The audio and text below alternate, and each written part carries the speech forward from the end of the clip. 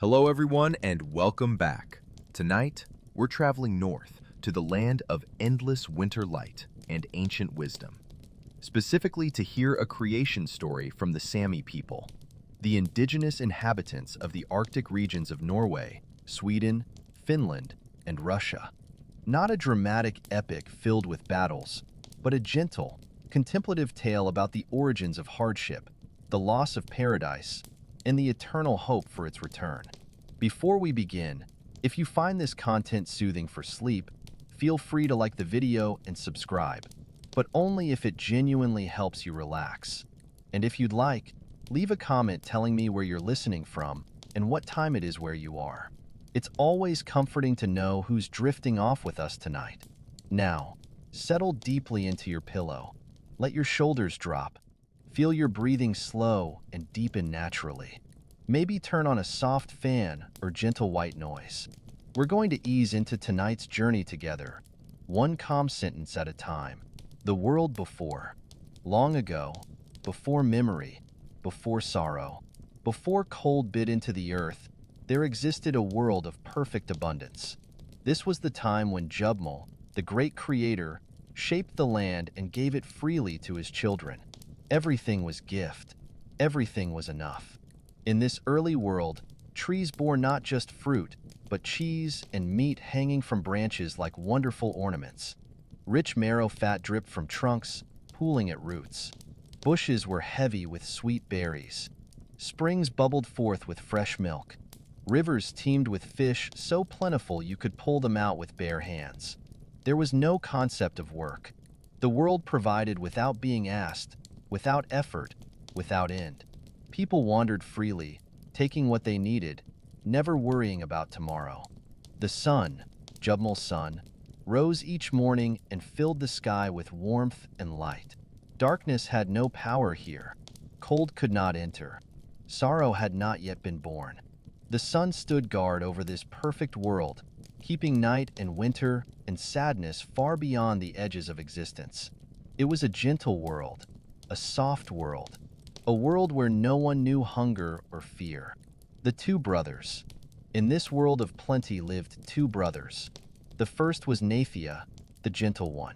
He was kind, trusting, and saw goodness in all things. He moved through the world with open hands, sharing freely, expecting nothing in return. The second brother was Attis. He was fierce, greedy, restless. While Naithia wandered peacefully, Attis watched with calculating eyes. He measured. He compared. He wanted.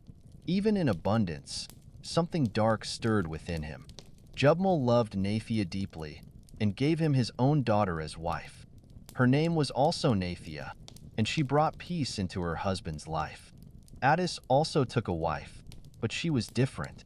She came from the underworld, a shadowed place beneath the earth. Her name was Attis, and she carried a sack tightly bound. Inside were all the diseases of the world, collected from dark places below.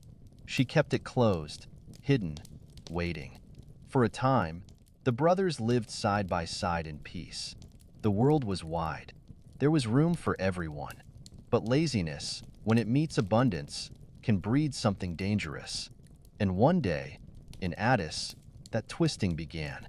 The splitting of the land. Attis woke one morning with a new thought. He wanted to own something, not just use it, but possess it. Draw a line around it and say, "This is mine." He went to Naithia and said, "Let us divide the earth equally. Let each of us own our own part." Naithia looked confused. "Why, brother? There is enough of everything. What need is there for division?" But Attis insisted. He argued. He pushed. And Naithia, being gentle, finally agreed. They drew a line through the world, half for each brother. Soon Attis began to feel the poison of comparison. He looked over the fence and thought Naithia's land looked better. The trees seemed heavier with fruit. The springs flowed more freely.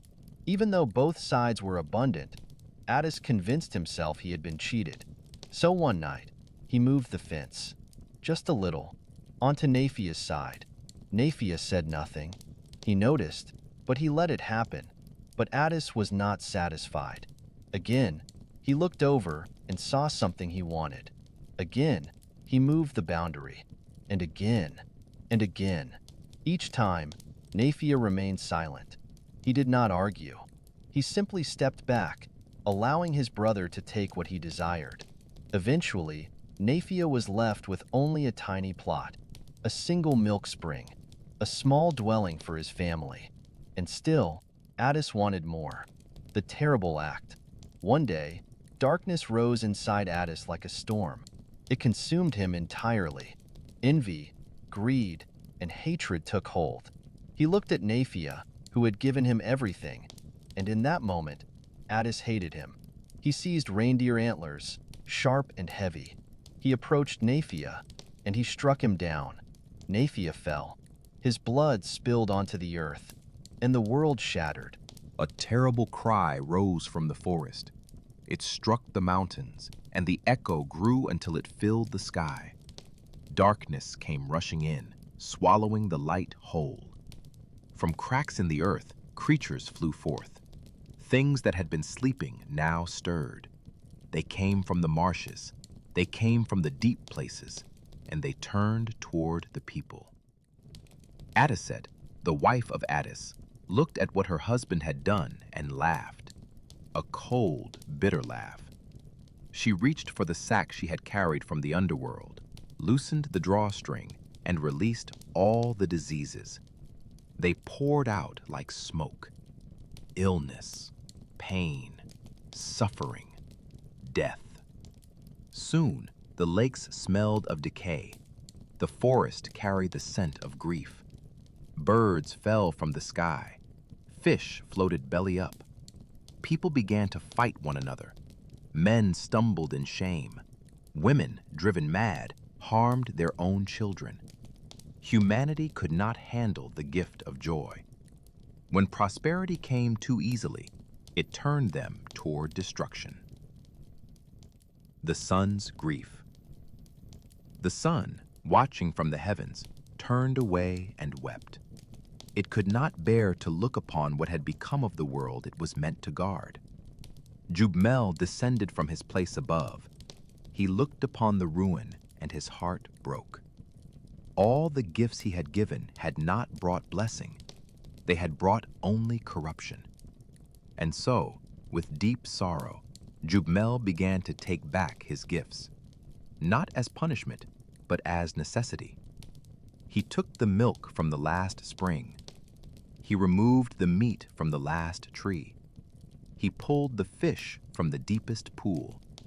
And then he hid these gifts so that no one could have them without effort. He turned the mountains inside out, burying silver and gold deep within stone. He placed meat inside animals' bodies so people would have to hunt. He put milk into the udders of female animals. He gave fish fins and speed. He gave animals fear of humans. Life became difficult. From that moment forward, people would have to toil. They would know hunger and cold and loss. But Jubmel was not without mercy. The promise of return. Jubmel wanted people to remember Naithia, to remember the Gentle One, to remember what the world had been before greed destroyed it. So he created something beautiful from the memory of his beloved friend and son. He let the beard of the reindeer buck grow long and soft, and he named it Naithia's beard. In the language of the Sami, it became known as Njavi, the softest, warmest part of the reindeer. Nothing in the world is as warm as reindeer fur. Nothing holds light the way it does. When you touch it, it feels like a memory of the golden age. People began to place Navi under their newborns to keep them warm, safe, and filled with good dreams. And Jubmel made a promise. If humanity could become good again, like Naithia, if they could learn to share, to be gentle, to live without greed, then the good times would return. The world could be turned back. The mountains could be turned inside out once more. The springs could flow with milk again. The trees could bear fruit and cheese and meat. Paradise is not lost forever. It is only hidden, waiting. The sun still guards this earth from the heavens. As long as it shines, there is hope. As long as light remains, the possibility of return exists. And so the Sami people remember. They tell this story to their children. They wrap their babies in reindeer fur. They work hard, but they also remember softness. They remember Naithia. They remember that the world was once whole, and it can be whole again. Closing. Tonight, as you drift toward sleep, imagine that ancient world. The trees heavy with impossible fruit. The springs flowing with sweet milk.